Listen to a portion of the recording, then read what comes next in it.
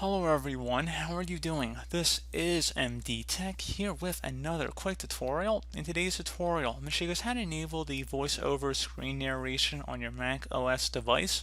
So this should hopefully be a fairly straightforward tutorial, guys, and without further ado, let's go ahead and jump straight into it. So first thing we're going to do is open up System Preferences down in our System dock. So go ahead and left click on that.